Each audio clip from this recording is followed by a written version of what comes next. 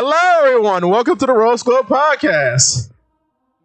Ladies and gentlemen, it seems that after many years, many decades of waiting, of praying, day and night, dearly, desperately waiting, we are finally on Sanji Watch, boys! It's happening! It's finally happening! Hey, you know what's crazy about Sanji? He's a snappy dresser, but there's someone who can introduce us more about that. Look over there. Who's that guy? Yo, that was smooth. Yo. Hi, how's it going? I guess I introduced myself. Yes. Mrs. Moker Janiak, yes. Moker Janiak. David is easier to pronounce. I made a video about clothes in One Piece, and people seem to like it. It was sick. I enjoyed both of them. Thank you. Yeah, it took a hot minute for them to come out, and I really wasn't expecting like the first one to blow up as much as it did, but I mean, it was sick. And then I made a part 2, and people are now asking for a part 3, and I'm like, I'm running out of characters, dog. I want a part 3 though. I know. We're gonna be talking about the fashion of Gaimon in part 3, baby. Let's go, bro. That chest, man. Oh, and don't get me started on Starfunkel, man. Ooh. Bay Starfunkel in her barrel. Yes. Very good. Yes, bro.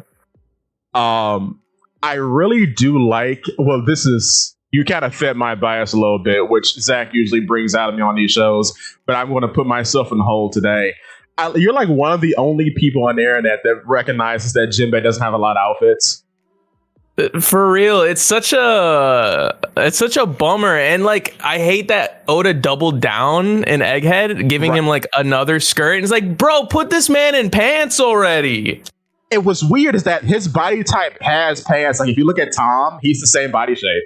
Literally, man. Yeah, it's such a shame, and like the series is ending. Like, you know, after Egghead, he's just gonna be put back into the Jinbei. I learned he's not wearing a kimono. Yeah, he's a Jinbei wearing a Jinbei. That's the joke. Yeah, which is and he doesn't even get rid of it. It's just like it's folded over, like you said, it's like a skirt. Literally. Oh my. I mean, at least we got something, you know. Yeah. Better than nothing, but. Yeah, I think he's probably the weakest in the drip department. Speaking of drip, and I recognized this last night, Zakk. You know how Frankie's supposed to be Elvis? I never put that together, but go on. I also did not. Oh, really? Okay, well, all right. Which makes more sense now that I think about it, because one of his famous songs is Blue Suede, I think. Blue Suede Shoes, and Frankie's color is cyan, which is a type of blue. And he plays the guitar or like the ukulele sometimes, I think, in the post-time skip. Anyway. Yeah. In film Red, he's not the Elvis character. Honestly, thinking about it now, Frankie dressed as Elvis would be pretty sick. That would be... See, but film Red doing anything involving music intonations at all would be rather silly when you think about it. Hey, Brooke had headphones on. How exciting. And Frankie, I think, was a straight up beat, like a boombox. Yeah, he was. That was cool. Yeah.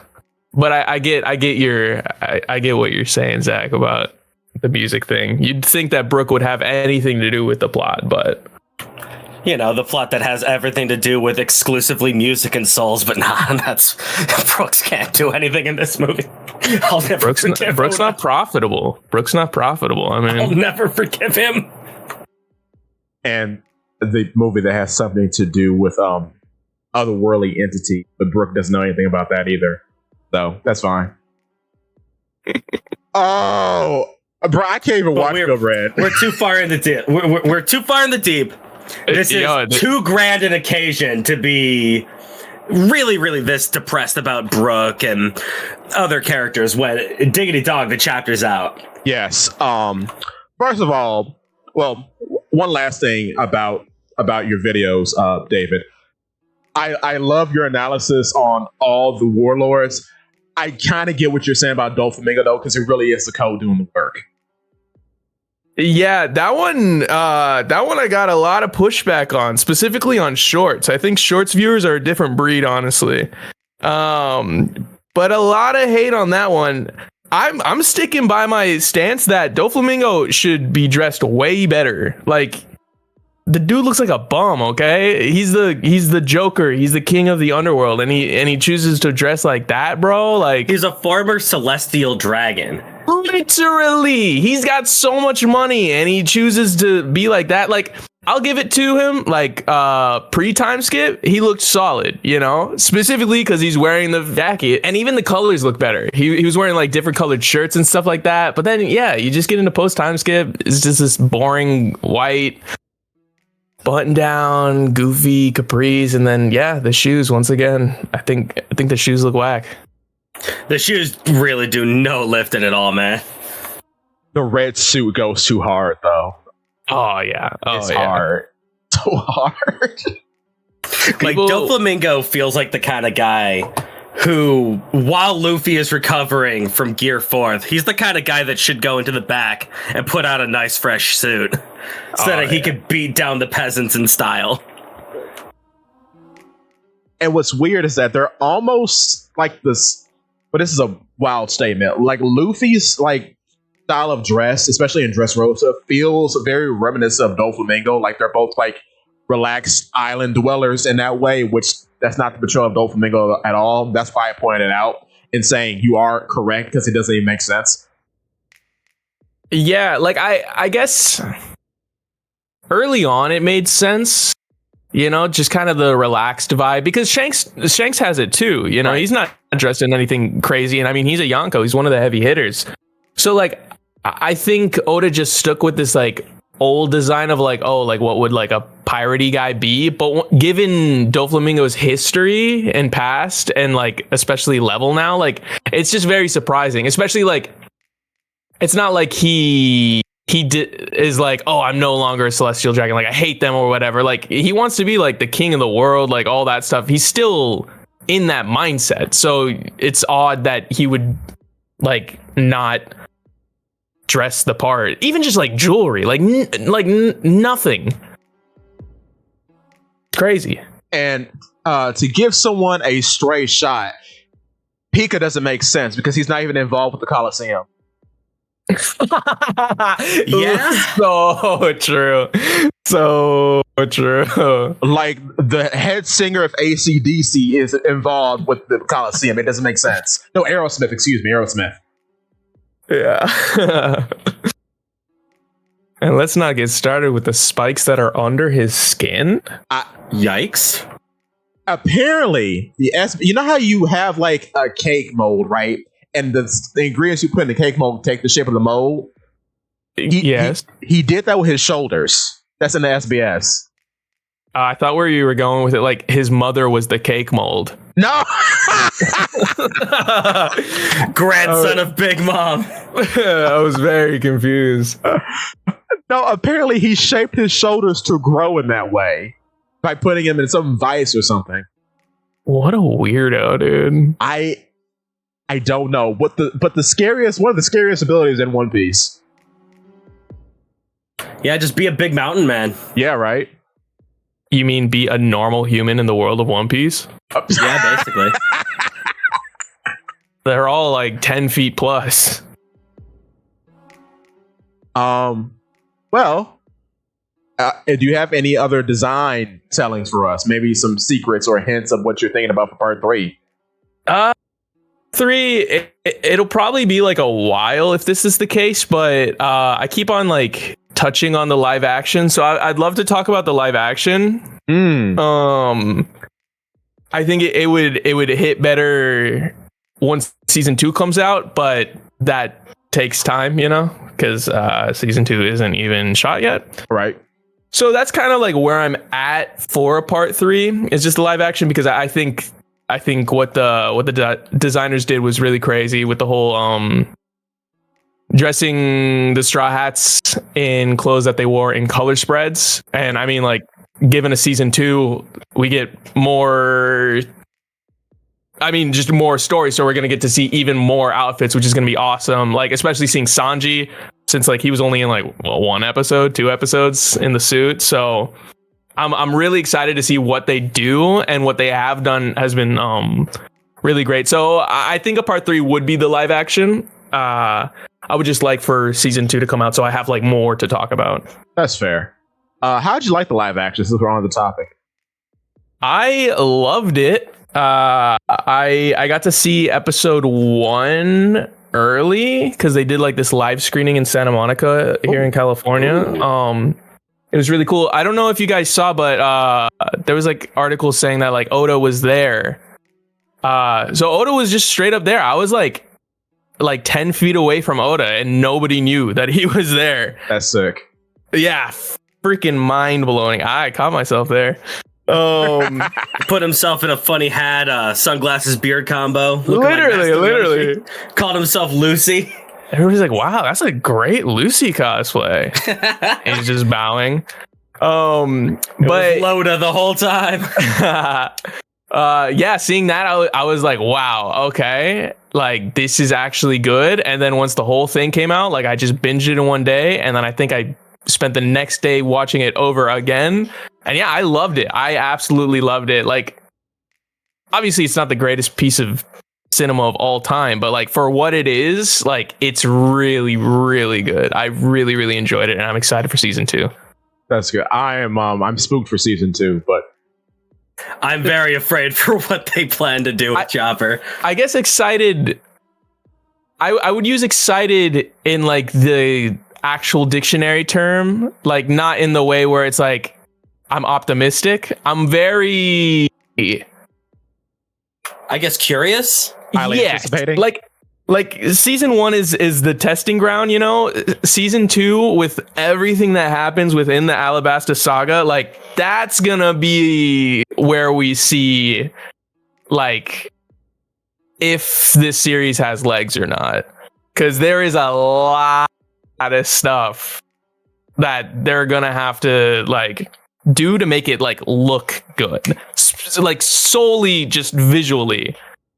Because like we're starting out in Logtown, so like immediately Smoker, like that's gonna be tough. Then we're getting to Laboon, then we're getting to the Giants, Dory and Bragi. That's a Only watched 4 kids. Who's Laboon? Can't wait to the end of season 2 when a ship falls on them, and that's the end of the series. Right. Can't wait for the start of season 2 where we get CG Iceberg, and that's the end of the series. And then I was just gonna say, and then of course Chopper is like the big one. Chopper's such a nightmare. Chopper, yeah. I'm team Muppet. I think he should be like a little animatronic. Little Yoda part of it? Yeah. Yeah. So what about, I guess, hire a large man to play Heavy Point? Dwayne the Rock Chopper. See, like I think about Chopper, and I only think about his baby form. But you're right. I mean, he's got Heavy Point. He's got points, yeah. Like Walk Point. Well, crap. What do we? Okay, Walk Point's just a deer. Right. Yeah, we got a fully trained deer on screen. Here we go, boys. Honestly, that'd be the easiest part. I hate Arm Point. Yeah, Arm Point is visually like disgusting and horrid to look at. I'm so glad he doesn't do it anymore. Jump Point is just a Wendigo.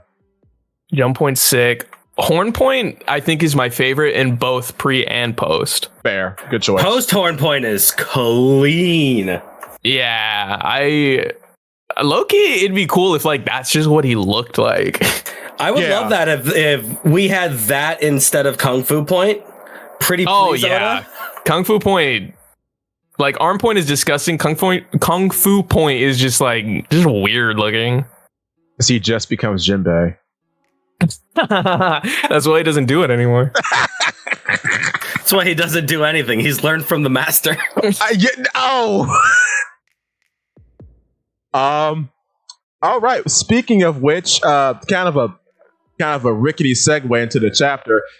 We need Jinbei to retrieve Zoro as he's fighting Lucy. Zoro fans are in the dirt this week. In shambles. Call them law. They're shambled. we have Luffy immediately. Like, power scalers cannot take this chapter, I don't feel. No, they cannot. Because Luffy beat the crap out of Lucci. Easily. And now Zoro's struggling against him.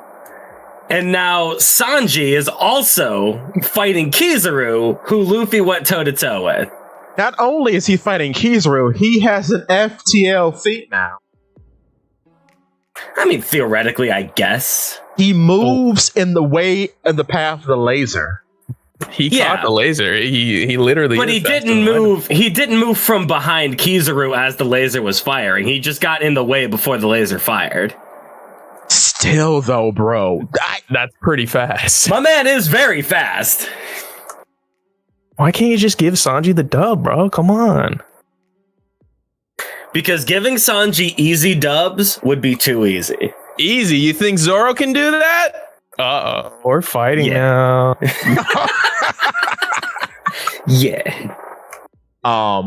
Zoro in shambles. Also, I'm taking my own stance now. Something happened that I thought was going to happen, and Bonnie sees Luffy as Nika. I don't know. This revolutionary talk has got me pressed. I don't know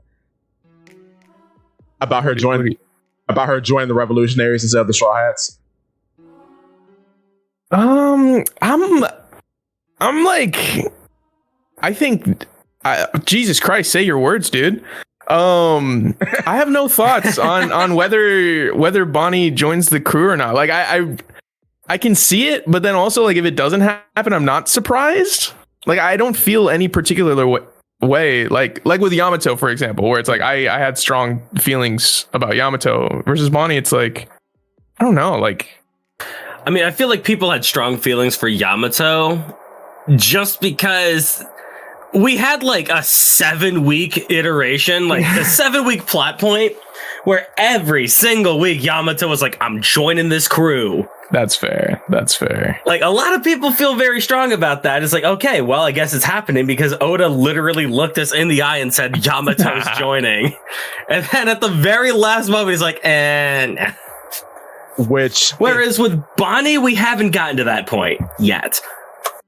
And which the Yamato train does not stop because she keeps coming back. And now, thanks to Mudman, I guess.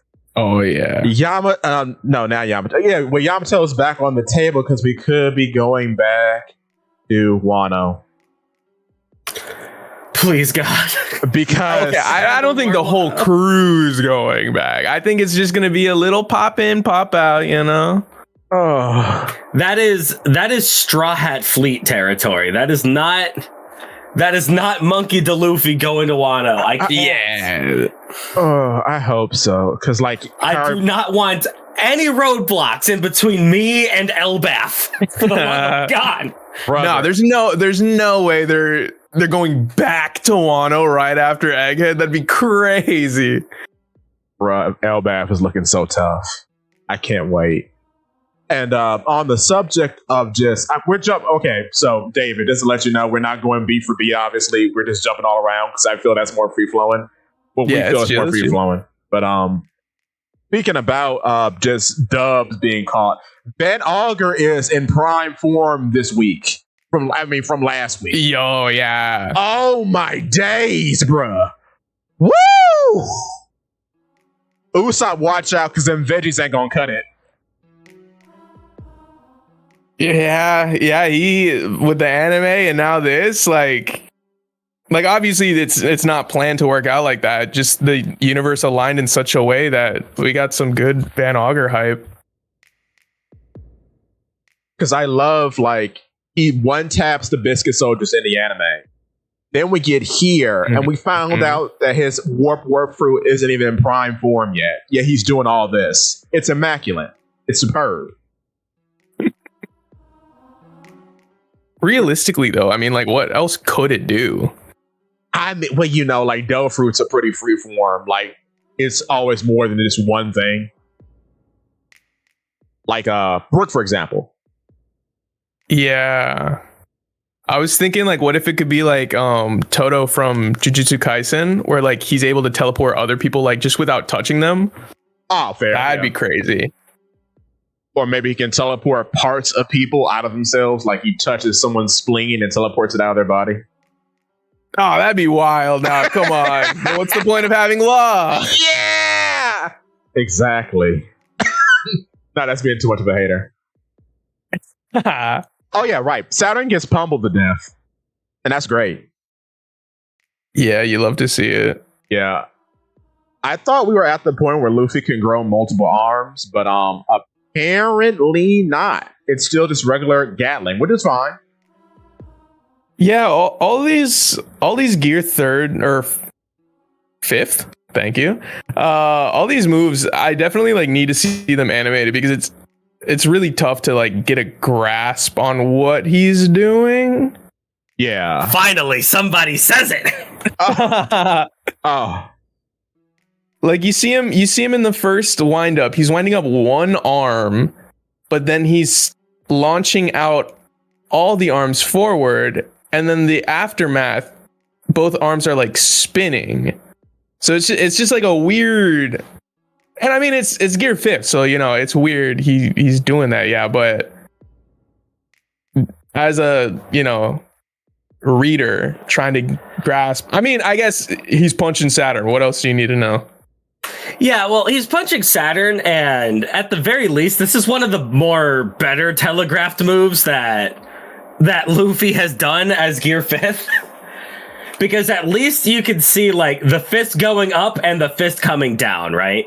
Yeah. You can see, like, the flow of the fist, but he's also doing his funny, like, lounging stance. Ain't no punch in the history of mankind ever been thrown like this. And it's hard to keep up with that. That's why he's the GOAT. He also. Well, it's hard to get. It's like, this ain't JoJo's. We can't have funny poses while things are happening. Otis says, I beg to differ. Apparently. Speaking of Joe, go on. He can do it. It's just that it's hard to. It's hard to read and hard to keep up with sometimes, I guess. I get you. Which is not. During a fight scene, you kind of want to have things telegraphed relatively well. Speaking about JoJo's for a second, if you need another series to delve into fashion, David, JoJo's be perfect. Don't know if you've done already. Araki names most of his characters after fashion icons. The man is into the scene. I'm gonna say it. Okay, I did stop like halfway through part 4. I'm not that big of a JoJo head. Yo! I know. And listen, that's putting it lightly, okay? I can be a lot meaner. I mean, if you dropped it during part 4, series probably ain't for you though. That's fair. One day I'll give it a full shot. Well, you don't have to. I never say it's like, oh, you have to watch this. It's imperative. I feel like I want to, so then I can. That's why I started it to begin with. Is like I want to consume at least as much as I can, so then I can form like a proper opinion. Yeah. Well, I think 4 parts in, that's enough to have a decent idea of what the show is to you. I think some people would beg to differ. People say part 4 is where it really starts. You have to read everything. You have to read everything. No. If you dropped it during part 4, you're probably not going to dig the rest of the series, because part 4 is kind of the centerpiece of quality for the series, I guess. It is. No, you're right. Yeah. It is. And part 8 it is JoJo's at its purest, I should say. Which is why he did again in part 8. Yeah. Because part 5 is a very interesting dish. Part 5 is good, but it's almost entirely... whether or not you like part 5 is entirely predicated on whether or not you like the protagonist. If you like the protagonist, you will really like part 5. If you don't like the protagonist, you will have a burning hatred for part 5. Honestly, I think Araki was cooking in part 1. Yeah. Somebody said it. Thank you. Nah, that was a joke. That was a joke. Oh, no! I like part 1, Zakk. Legitimately, I do. I mean, it's a completely different series. Oh yeah, definitely. But I do like when the big swole man swings the sword. It's pretty good. But right, One Piece. I agree that it's hard to follow. It's also hard to keep up because I had to read this twice. I did not see the first time around that Luffy gets hit by a psychic blast from Saturn as he's getting ready to attack. Yeah, he eats it. Huh? Yeah, see? Yeah, he gets hit in the chin with a psychic blast. He spits up blood, but then he goes through the attack. Luffy does. Oh yeah. It's weird. I don't know what that is. Well, he gets hit by the psychic blast, but then he's able to take it. It just shows like Luffy's stronger than anybody else so far who's been fighting Saturn. He's not completely immobilized like everyone else who Saturn has looked at. And the character. It also proves that this is like some sort of like physical manifestation, not just like a magic power, I guess. Yeah. Like the big hands from Elfen Lied, if anyone knows what that is. Something like that, yeah. Yeah. I love the characterization of Bonnie coming to the realization that, yeah, Luffy is Nika. And she's like, well, if you can do a better punch, show me how it's done. He's like, okay. Which, I don't know. I'm on it. I'm sorry. I keep getting on it because I feel so vindicated. But anyway, moving on. Yeah, Vegapunk's dead, y'all. That's a bummer. Or maybe he's not. I don't know. He's not dead yet. Not dead yet. Just don't move him. He said that if he moves, he'll die. So he can't be moved right now. Unless that was a lie, which, Bro. Just drop a nuke on him. He'll be fine. I love that pale shout out. Very good. Oh, Oda. Okay, so why are the Blackbeard pirates here? Oh, well, yeah. What's the mission objective actually? Is that we saw them rolling in earlier. Like they roll in, they see Saturn. They're like, oh yeah, Teach has a certain bloodline. Okay, bye, and they leave. Yeah, they leave. Well, Cargill stops them and says, "I love Blackbeard so much." I think I know. What? Katarina Devon touches Saturn and goes, "Okay, that's it. Mission complete." Yeah, reading it over, I think their mission was something. She could become a Gorosei now. Exactly. Yeah. I think I think maybe she was trying to be like become Vegapunk or something, but the fact that Saturn was right there, she's like, oh, like this is way more valuable. Yeah. And now Blackbeard can get his kingdom. He can get the world. Exactly. Because I think this is like a step plan. Like he's going to try to infiltrate the world government by being one of the what is it called? One of the 20 countries or something. So he can kingdom? Yeah. I mean, yeah, he did say that he wanted to start a country. So it's just like his escalation in piracy. He's hit the tippy top of the pirate world. Now he's going to go through the legitimate, I guess, governing world and aim to be the king of the world by replacing Emu. What a true politician. I know, right? Do we really have enough time for all of that? Yeah. If it's in the background, yeah. Yeah. But like, there's going to be plenty of time during Elbaf. I don't know. I feel like Elbaf's just going to be like a pit stop. Like I'm really not feeling like Elbaf is going to be like a big arc. I mean, we thought the same thing about Egghead. And but all things considered, like Egghead isn't that long. It's not that long, but how many chapters have we had so far? We're like 60 chapters in so far? But also, like, we're hopping around, we're seeing Hachinosu, we're seeing Wiener Island, like... Yeah, I feel like we'll do the same thing during... Elbaf. Whatchamacallit, during Elbaf. I get you. I just think, like... I think Elbaf is going to be a Zoe. where like we're gonna get there, we're gonna chill, we're gonna talk, we're gonna learn a lot of things, but like there's not gonna be a lot of conflict, and there's not gonna be a lot of like time spent there. Well, that's just my opinion. Unless there's a Davy back fight, please. Well, I don't want that in Elbaf. I want that after Elbaf. I don't care where it is. It just needs to happen. Yeah. I need the Davy back fight against Shake and Lone Star. Yes. Gimme. Now, one thing. Let Usopp have a sniper battle against his dad. Yeah. And then he learns advanced observation, and then he has a chance with Van Augur.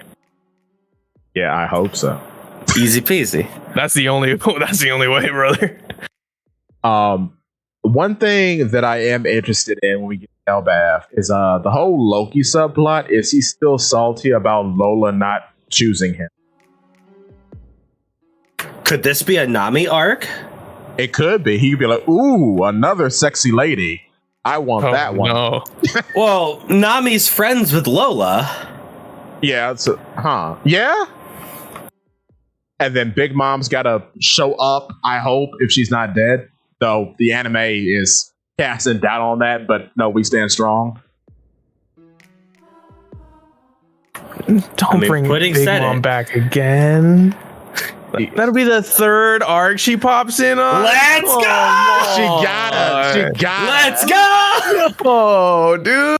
Just let the hag rest, dude. Never. She's cuddling Kaido in the lava. Just let him chill. She is going to put Kaido into Pluton, and they are going to sail to Elbaf together. It's going to be awesome. Not if Blackbeard finds it first. Why can't he find it afterwards? Ooh. There's two What? No. Big Mom puts Kaido in Pluton, and then Blackbeard finds a way to wrest control from it. It's like they've both served under one man before. Yeah. One man who Teach may be related to, perhaps, or at least inspired by. He's a Beck. Or his father. Oh. Or maybe they'll see Caribou and they'll be like, "Oh, boss." No, I straight up think Caribou is Rocks. I straight up think Could you imagine? That would be I think he is playing the longest con right now, dog. Could you imagine? I've actually never thought about that, but that theory is epic. They look so similar. They do, though. Literally, I've never thought about that until right now. Or what if like Rocks was like Buggy in the sense where like he just like fumbled his way upwards? Oh, I would love that. That's my theory. I think Zakk is just a clown. Like he's literally like Buggy's dad. And he's just Caribou. Yeah. we can mash it all together, boys. Caribou D. Zabek. Huh. I can see it. I can see a lot of it. I like that. Yeah. Also, we find out, which I talked to you about this a little bit yesterday in your live stream. Also, check out David's live streams. They're great. He's playing One Piece Unlimited Adventure on base. Not anymore. I got a game over and it doesn't have auto save, so I just called. Oh no! It was like 2 full hours of progress just lost. I was like, I think I'm good. I think I'm done. But I'll figure out another game to play.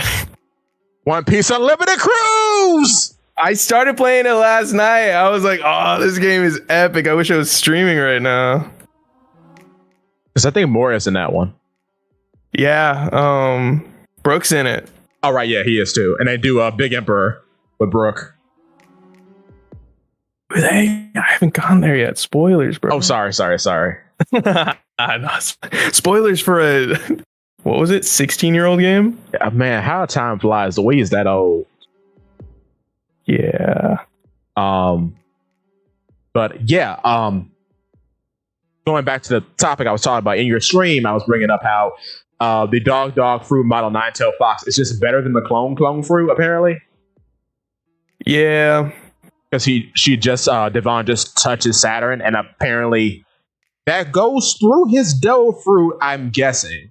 because Bon Clay was not like that. Bon Clay copied Chomper how he was, which is just an interesting thought. So yeah, it apparently goes through devil fruit transformations and touches and copies how the person actually looks. Well, we don't know that yet. She could transform, and then she's just the giant spider version of Marishua. Which is funny. the rest of them are like, Saturn, are you good, bro? Like, you want to turn back to your normal form? Yeah, because the only other transformation we've seen is like Absalom. Yeah. And she didn't really go invisible, but I don't know if it works differently for Zoans. I thought she did. No, Shiryu did. Oh, yeah. Okay. So she was able to copy his terrible surgical modifications. My man. That's just him, bro. He just came out like that. Hogback tried to make him look more normal. Honestly, canon. We take it. You're a riot, sir. Good lord. But yeah, so Sanji makes Kizaru emote for the first time in the manga. I'm loving the memes for that. It's very good. I love it. Love is stronger than the powers of physics, dog. Very good. We come in here with all this sentimental nonsense in my science arc. Yes! Yes! Yes. If only Vegapunk was alive for this, he'd be... Write that down. Write that down. I must bottle this love and sell it to the world. Put it into Jinpei's green blood. Oh, Lord. This doesn't make sense. I have the love fruit. How is she not this powerful? I must study this. But it's funny too, because this reminds me of like a few chapters ago when Sanji says he has a lady radar, and Vegapunk's like, I agree with this logic, even though it's very unscientific. Very good. I mean, Sanji was created by Germa, so I mean, who knows? Maybe he has a literal radar. Maybe. I think he runs off of One Piece logic. We don't need to worry about the scientific implications. One Piece is built on science. What are you talking about? Yeah, you're right. I'm sorry. Devil fruits what? Speaking about drip, though, I love Catherine Devon's new drip. I love it.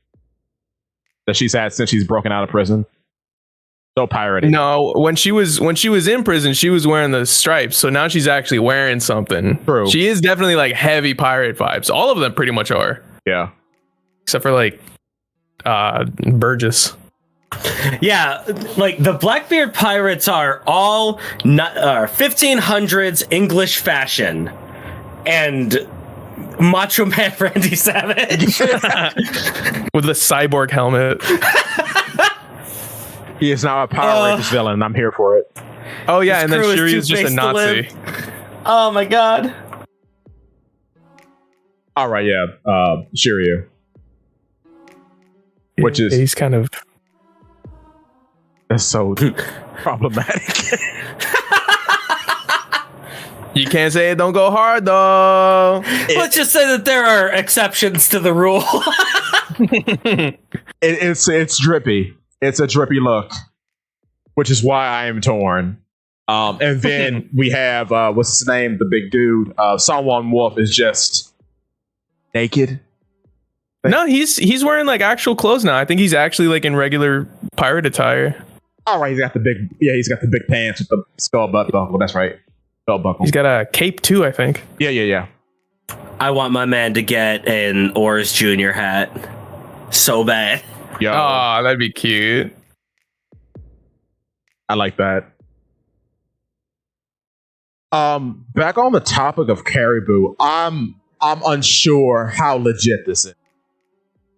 Like speaking of, like strictly from a lore standpoint, because unlike Blackbeard, he's been portrayed as a good guy, which is a very interesting coding, I guess.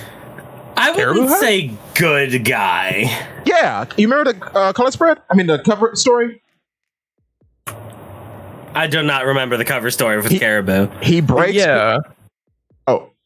Yeah, go on. He breaks people out of bondage. He goes around this snowy island. That's one of Kato's weapon factories. He sees all these people in bondage and tyranny. He beats up Iron Boy Scotch. He eats him whole, swallows the entire factory, and is praised as a hero because he resembles Ganbaru, who is a revolutionary hero. So but like you say that as if like that was his first like I'm gonna do this. Like he was dipping. Like he was gonna leave. Yeah, he was. It was just the old grandma, I think, was what like. I feel like Caribou is in a similar situation to like Buggy. Yeah, I don't think he's a good guy. Instead of finding success, he finds goodness. Even though everything that he does is selfishly motivated and relatively evil, he just happens to stumble upon doing good things. That's fair. My man is looking out for number one. He doesn't have a single altruistic bone in his body. I believe that he is a Blackbeard stan because like he started becoming a pirate after Marineford, which would be like the big like showing of Blackbeard when he gets both fruits. So like I definitely see like that's where he fell in love. What if he's Blackbeard's Bartolomeo? Oh, 100%. Yeah. Oh my god. In the final war, it's going to be Bartolomeo versus Caribou, and I cannot wait. Oh, that would be sick, actually. They just keep fighting like, no, my captain's stronger. I'll eat your barrier. Neither of them can get an inch forward because barriers and mud just don't. One is about absorbing people inward. The other one is about keeping people out. That's good. That's going to happen. Because I'm thinking, too, I wonder what made him switch sides. Because originally he wanted to join the Straw Hats when the Malo Black. He's just doing whatever is. He's doing whatever keeps him safest. That's fair. Because he is way out of his depth, man. That's true. He's been out of his depth since he met Peckhams. What other standout things y'all see in this chapter? I don't know why, but Lucci's comment about like them bailing on Zoro, something about it like stood out to me because Lucci would be the one like to know firsthand the Straw Hats aren't going to abandon anybody. Like the dude got his ass kicked because the Straw Hats wouldn't abandon somebody who actively was like, I don't want to be part of the crew anymore. It was Robin. So like, why is he still being like, yo, man, they're going to leave you, you know? Like it's very... Like I'm just thinking like, is he gonna get left behind or something? Like, I know Jinbei's like going after him to like scoop him up, but I don't know, just something about that like stood out to me. It's because it's weird because that's what the end of Enies Lobby was about. I think it could just be psychological warfare because he knows he can't get ahead of Zoro in this fight. Oh, 100%. He's trying to punk him out like, you know, maybe you should give up because your crew's going to leave you because I'm scared that you're going to cut me down like a dog in the street. So, I mean, yeah, and then it'll be funny if Jinbei does come in and just beats him to death. Zoro fans would be crying. Yeah, if Jinbei stole the kill from Zoro, yeah, it would be over. People would be rioting in the streets. Zoro did most of the damage, okay? Jinbei just came in and did the... And that's when we released the Jinbei movie, because that'll be an opportunistic... Film blue, baby. Film blue. Then Jinbei reveals that he was who's who the entire time. No, not again. I love that joke. Jinbei reveals his devil fruit and turns into a saber-toothed tiger man. The entire who's who fight was it was internal big conflict. Yeah, it was a lie. Oda just lied to us. He's always been doing it. Another thing to point out, and this is probably just for me because I doubt anyone else cares. But you know the long neck guy who was a vice admiral? Yeah. Red King. Exactly. You picked up on it. Thank you. We get a name drop for him for the first time. So that's cool. It's really dope. And he's a cyborg, which is cool. He's got the same arm as Zephyr from Film Z. Based. And I like Not the same arm. Okay, Zephyr's is way cooler, bro. Come on. We haven't seen how cool the arm can get, though. Did punch that Sea King. That was cool. Oh, he's also like the only weird human that's a part of the Marines, like not a giant. So far. He is very odd. Because there are no long legs or long arm guys in the Marines, as far as I know. What is that? 1, 2, 3, 4, 5, 6, 7 chins? Yeah. So you think he's a long neck and not just like a freak of nature? Yeah, he's snake neck. I misspoke. Regardless. Yeah. He's a snake neck. I guess I never thought about that. I thought he was just a weirdo. It's hard to tell in One Piece. 100%. I mean, yeah, honestly, he could just be a snake neck and just have a fat neck. Because what's her name? Monday's sister is just corpulent, but she is also a snake neck. You just said a bunch of words that I do not know. Amande is a snake neck from. She had the big hat. Oh, okay, yes. There you go. From what is it? Whole Cake. Yes. Yeah. Okay. She has a sister who is also a snake neck. Yes, that makes sense. Because there are, okay. I think there are like 2 or 3 of them that are close together. They all look relatively the same. So there's one with like a boxy head who's a snake neck, but her neck is significantly smaller. And then there's one that's rather corpulent, and she literally does not have a neck, but she's still considered a snake neck. Man, you remember a lot. There was like we had a stream about a month and a half ago where we just decided to sit down and look at every single member of the Charlotte family. So yeah, that's how we kind of remember that stuff. I was doing the fashion of One Piece too. I was like, let's check out the Big Mom Pirates, and then like I took one look. I was like, yeah, no, that's a category. Lot. That's it. We're that's good. a lot. Yeah. Yeah, I like Red King a lot. I think he's sick. I want to know who the otter guy is. Oh yeah, there was an otter guy, wasn't there? Red King, Bluegrass. Coincidence? True. Good point. Oh. Maybe the otter guy's name is Yellow Shell because he had a big clam hammer. Smoker. Coincidence. Anyway. Doll? Yeah, she does have a color name. That's weird. It's her. I think it's just a coincidence, actually. Nah, all the coincidences with names, bro. I mean, we do have blue and red are prominent in the Marines. We got Red Dog and Blue Pheasant. Well, Purple not Tyke. so much anymore. Well, not so much anymore. That's true. His true name is Kuzan, 10th commander of the Blackbeard Pirates. My man. Or Aokiji, captain of sword. Ooh. I hope not. That's a real theory, though. I know. If anything, like, well, this is stupid, but it could be true. Aki Inu could be the captain of sword because he literally has a sword tattoo, like on his opposite shoulder. I've been seeing that, but that just feels like so out of character for him. It does. Well, yes and no, because on one end, he's like, follow the rules by any means necessary. On the flip side, it's like, I need to kill pirates by any means necessary. Yeah. It's just, yeah.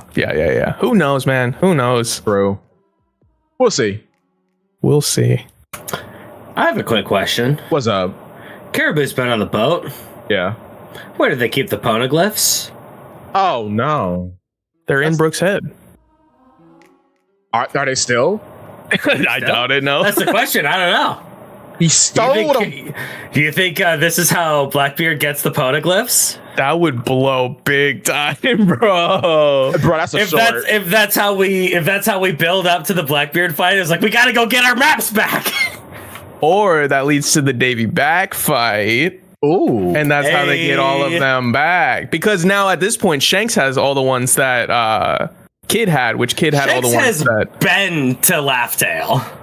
Like he didn't set foot onto the island. He was there on the entire adventure to get there. Shanks and Buggy should know where it is. No, the Grand Line is so odd, and islands be moving, and weather's wacky. No chance he is like, oh yeah, I remember this wave. We turn right at this wave, and we'll be there in no time. You need a map, bro. I feel like Shanks was there during the process of getting the map. He should know. Photographic memory and remembered it for the last 20 years? The location of the One Piece? Yes! He didn't know its importance yet. He totally did. Map hockey, baby. Let's go. No, not map hockey. He mapped out the entire landscape using his oceanic sonar hockey, baby. That's what it is. Yes, sir. It was taught to him by Jinbei. Yes, sir. He implanted the compass fruit into Buggy's nose. Yo.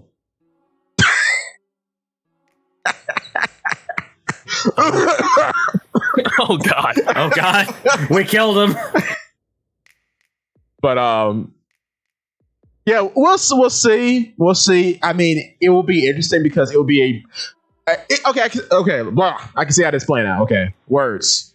This is how it'll play out. I can see this. Karibo, because I'm against Robin giving Luffy the food. That doesn't make any sense.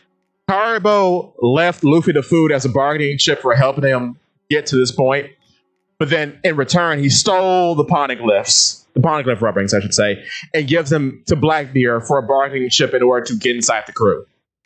I think Caribou is just stacking the deck in his favor in any way possible. Exactly. He's just doing everything that he can to get off of this island. Yes. Really? I really believe that he wants to be part of Blackbeard's crew. Oh yeah, probably. Yeah. So this is the opportunity. It looks like he was just wandering around trying to bail, and then oh my God, it's Katarina Devon and Van Augur. Holy smokes, it's Blackbeard's crew. This is my chance. It's my dream. And here you go. I got poneglyph rubbings. Exactly. Or he could double cross them and join the Straw Hats, baby. Oh Lord. Honestly, that could happen, but I still like the idea of a Bartolomeo versus Caribou fight. I want Blackbeard to have his own Bartolomeo. That would be awesome. I like that. There's a video coming up soon on the channel about another piece that I think is missing currently, because I don't think they're the only two that are on the island. 2 piece? We're doing it, boys. I think Blackbeard himself could be on the island because Van Augur was just with Blackbeard versus Law. So time is weird. And Van Augur couldn't just warp from Winter Island to the coast of Egghead because he obviously has a limit on his abilities. Yeah, but he could do like what Doflamingo did, right? Where Dofi was like, I'm just going to use the clouds. He could be like, I'm going to warp to this island, this island, this island, this island.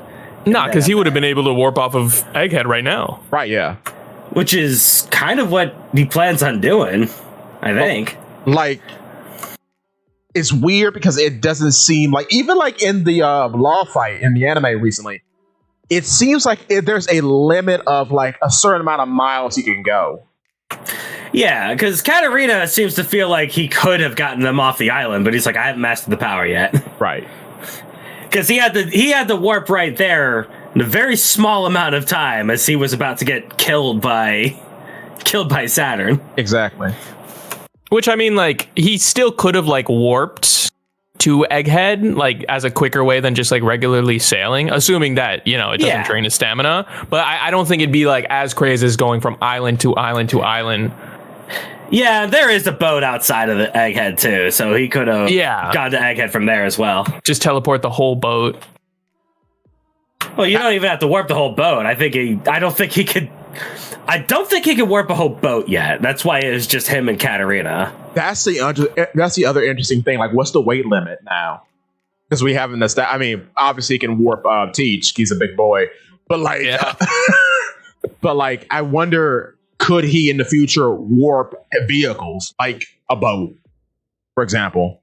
Mm-hmm. But I mean, I assume so. Yeah, and then like that leaves room open for like his I guess his gear too, so to speak, or his step up in his abilities. And then from that we have the awakening, because all Dofers have an awakening, so he has to do something for that. So yeah, dude, the warp fruit awakening is going to be insane. Because if it's like other Paramecias where you can turn the ground into what your fruit is, that means the ground into warp. That means that he can warp anything in a radius around him. He effectively just becomes Law. Or man. He can tell what's his name? Vala Pizarro, hey, make the island stand up, and he warps the entire pirate island somewhere. Yeah, it might increase the amount that he can warp. Who knows? Oh, that'd be crazy. Warps the pirate island onto the red line. Yeah, baby. In Marijoa? Whoa. And then Vala Pizarro is just a big walking fortress. And then Vala Pizarro becomes the red line? Yo! Whoa! And then he teleports the red line to the moon and they fight NL? Yeah! Yeah! And then he takes control of the moon and crashes it back to the planet. Yeah! I love One Piece. Oda, you need any editors? Yeah! This is a good show now. So. Oh boy. It is interesting to think who else of the Blackbeard crew would be on the island. I wouldn't be surprised if it's just Katarina and Van Augur, but I just think like Teach would be a little too overkill. Yeah. I feel like him hearing like what's going on like Hachinosu, he's like, oh, I gotta get home now. Like, you guys got Garp? True, I forgot about that. That's true. So he's like, okay, you guys go do the steal Vegapunk plan. I'm going home. Because if the plan really is just to like copy, let's say Vegapunk, and now, okay, cool, we got Saturn, like they wouldn't need everybody. They would just need Katarina and Van Augur, like in and out, boom. Because I saw a tweet, I don't remember who or the details really, but it seemed like they were on the island for like a hot minute before like any of this happened. I think before the dome was like 100% set up. True. They've been there for like a while. So it's hard to imagine like everybody else, like all the other Blackbeard pirates just being like chill. I think these two, maybe even like Lafitte, are like the voices of reason.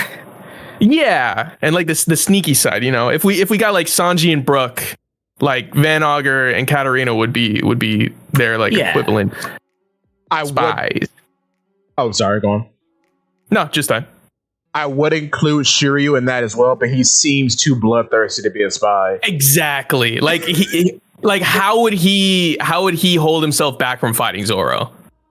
He's like, oh, there's so many people to cut. Because he couldn't even contain himself when he got out of prison. He was like, I need to cut down these guards. Oh, they gave me my sword. Excellent. Oh, I'm so hungry for blood. Oh, yeah. Like, I didn't kill him, guys. It was my sword. Guns do kill people, and I kill guns. Therefore, I'm the hero? Of course. So, Caribou going with Blackbeard. Does Caribou have anyone inside him? Oh, he's got everybody. Who doesn't he have inside him?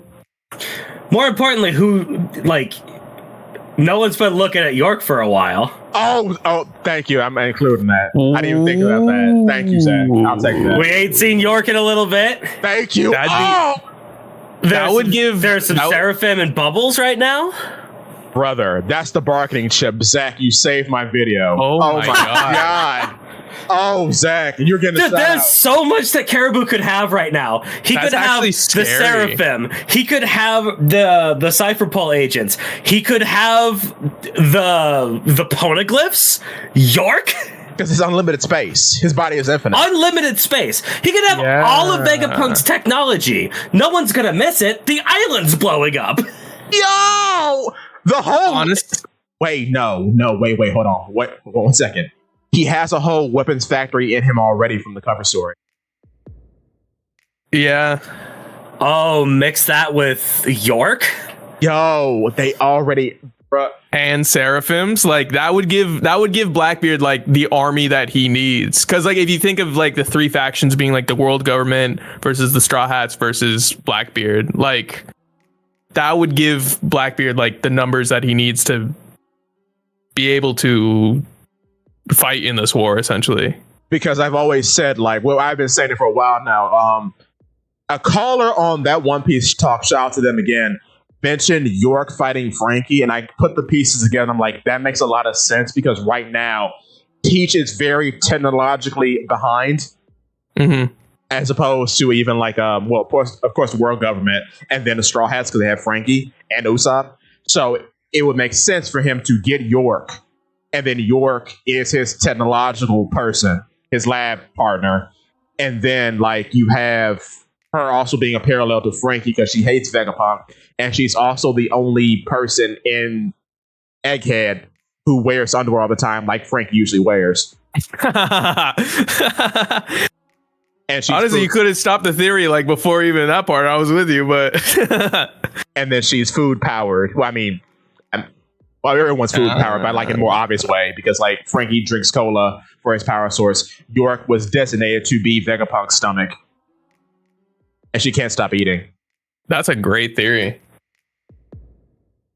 Yeah, even if it is just York inside Caribou right now, and then like you said, the weapons factory, like boom, there you go. Shout out to Zakk, bro. Because I'm adding that York video coming up soon. It's going to be a big one. Watch out for it. Yes, I'm plugging myself in my own show. How tacky. Oh well. Knew you kept him around here for some reason. Good lord. I gotta contribute something. You contribute enough by just being here. I appreciate it. Time to spit the greatest theory in all of One Piece. Speaking about that, there's been a lot of race talk surrounding Blackbeard because of what Katharina and Saturn says. The popular theory is that he's a Buccaneer. I spit on that theory. I think it's stupid and dumb. I'll tell you why I think it's stupid and dumb. First of all, he's not big enough to be a Buccaneer. Second of all, he's Lunarian. Okay, that's bold right there. I know it's Where's bold. the fires? Okay, let me give you... Okay, I want to give you a little genealogy lesson. Oh, he's mixed. Exactly. Come on. Because, no, we had that before. Because, okay, you have Fishman, right? Yeah. Then in Logtown, we get Sappy. Sappy is a half fishman. He's the fishmonger that sells Sanji the fish. Then we get Big Pan, who is a fishman giant hybrid. Then we get Konkoro, which shows you the whole transformations of how mermaids can become human when they turn 30 or they're over 30. And then we get Chimney. Chimney is 1/4 mermaid. So, as a 1/4 mermaid, Chimney is a good swimmer, but she has no other traits. In this situation with Blackbeard, if he's 1/4 Lunarian, he would have the super defense and the dark complexion, but nothing else. Would being a Lunarian be what makes his body special and let him eat multiple devil fruits, though? No, that's the darkness fruit. Okay. Because a lot of people have said that. I don't believe that because if anything... Because the Seraphim would definitely have multiple devil fruits if that were the case. Right. Or, I mean, even King, really.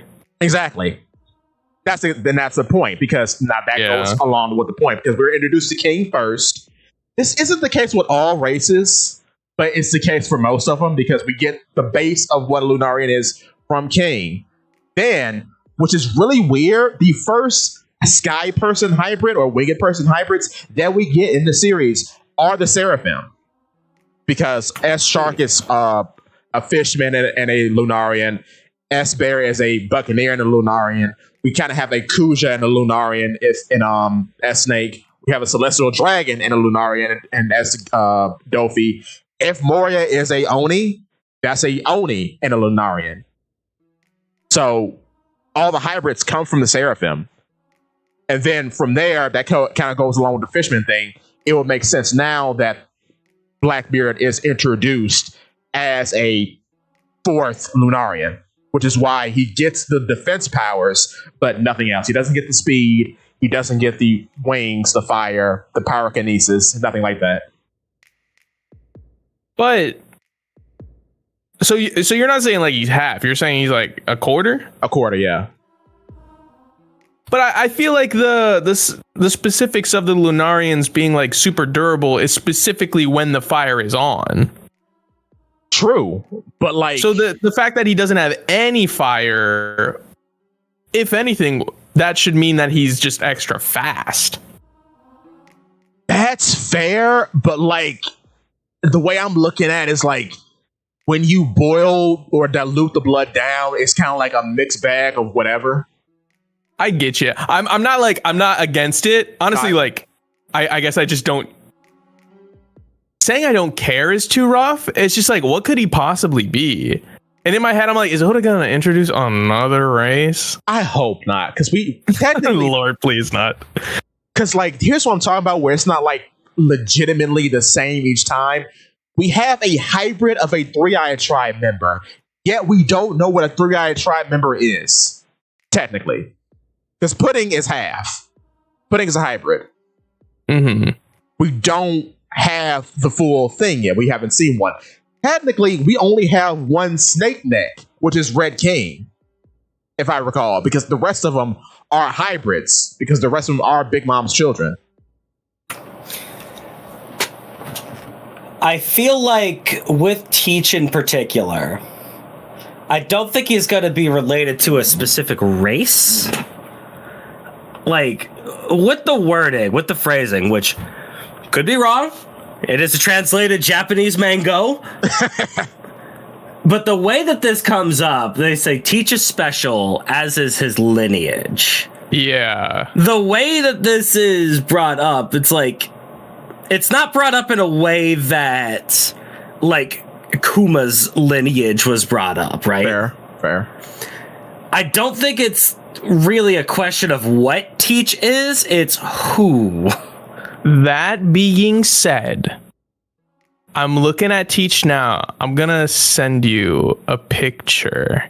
Ooh. When he activates his powers, the dark fruit, it does appear on his back and only his back. Oh! So,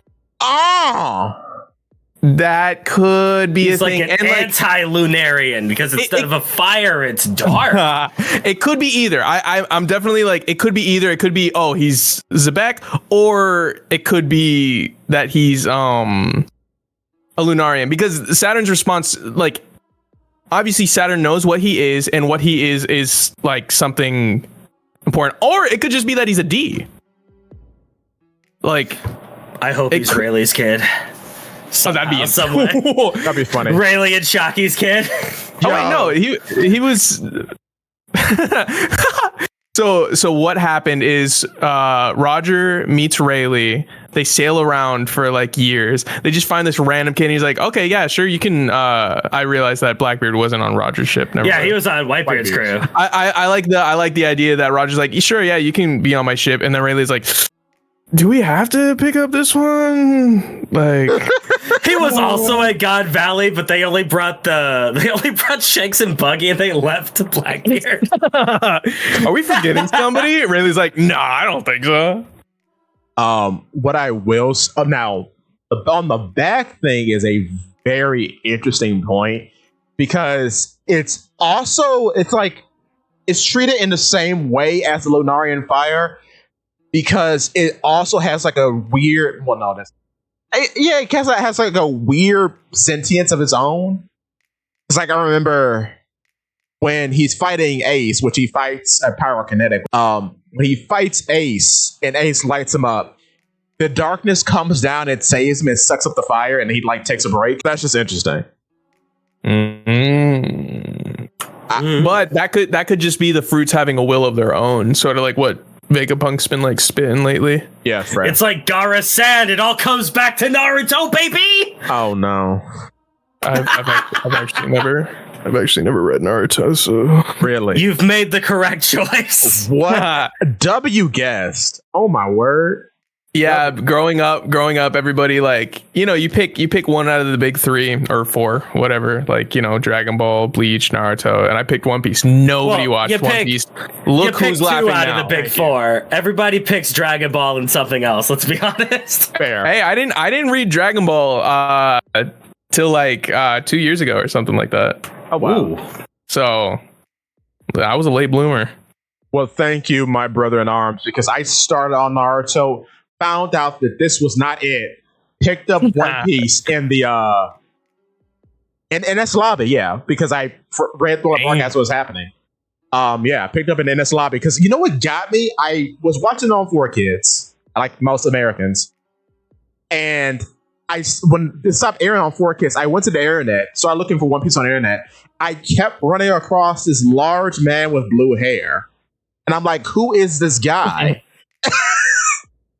And I find all the Water 7 episodes, especially like of him fighting Nero on the sea train. I'm like, oh, this is dope. And I just read and watched from there. It was amazing. But yeah.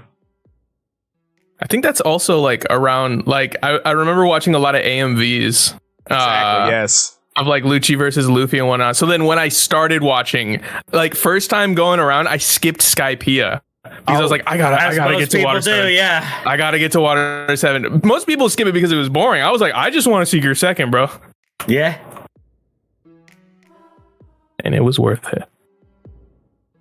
Actually, it wasn't worth it. Skypiea is great. Yes, Skypiea is great. See, it's so weird because my constant needling about One Piece has convinced a few of my friends to start watching the series, and they get stuck at Skypiea, man. Skypiea is like hard the first time that you read it, but Definitely. Going back to Skypiea is like some sort of awakening moment. It's like going back to Skypiea after everything is so much better than experiencing it for the first time. It's kind of like, nuts. The Nolan Calgara flashback for me is probably like top so 5, maybe even top 3. Like it's really good, and it's just its own thing. Like it's got really nothing to do with anything, and it's just a really good story. It is. I love Calgara. Shout out Calgara, man. I love Nolan. We need Nolan back. There was a chapter recently, right, where like he was briefly mentioned. Or no, I think I like finished rereading it like last year, and I think I'm thinking of when I was in Dressrosa. Yeah. Oh yeah, with the Tontada, yes. Yeah, I'm all mixed up. I decided to reread Jaya and Skypiea the moment that Wano ended. Ooh. Like when that chapter came out. I spent an entire night, stayed up all night just reading Skypiea. It was one of the best nights of my entire life. It was amazing. Recently I just made 50 billion shorts, and some of them are focused on the Usopp Luffy fight, and I had to keep myself from rereading the entire fight again. Oh my god, it's so good though. So good. One Piece is like, I wish I could just experience it for the first time again. Like completely unspoiled, not knowing anything, like completely blind, because like so good. I know, right? One thing that, since I have you here, you are right about the revolutionaries, going off on a different topic. About their drip being kind of homogenous, if I remember correctly. Yeah. It's cool. I do wish though it was more like freedom fighter, like, because like you were saying, Caribou became the leader of that one group, right? Yeah. And their outfits were very like Yeah, based on that guy. Yeah. Che Guevara, because Oda straight up has a picture of him on his desk. Oh wow, which is rad. Yeah, and that's why Dragon, like early on, he was dressed like that. I was like, okay, yeah, right. But now they're all steampunk. It's like it's fine, but it doesn't really scream like revolutionary. And I did think about it again, even though I'm all for Uba, but what's her name? Bello Betty got worse. Bello Betty. She got worse. Like from Kuma's flashback to the present, she actually actively got worse. Yeah, that one. That's the other one. I got hate for my Doflamingo take on shorts. I got hate for my Bello Betty take on like the actual video itself. So I guess what it is she's based off of a French painting where there's this lady and she's naked and she's leading a bunch of men into like a French Revolution or whatever. It was like this old painting. So she's based off of that. Oh, I didn't know that. That's cool. Doesn't make the actual outfit better. Kind of, just because it's based off of something.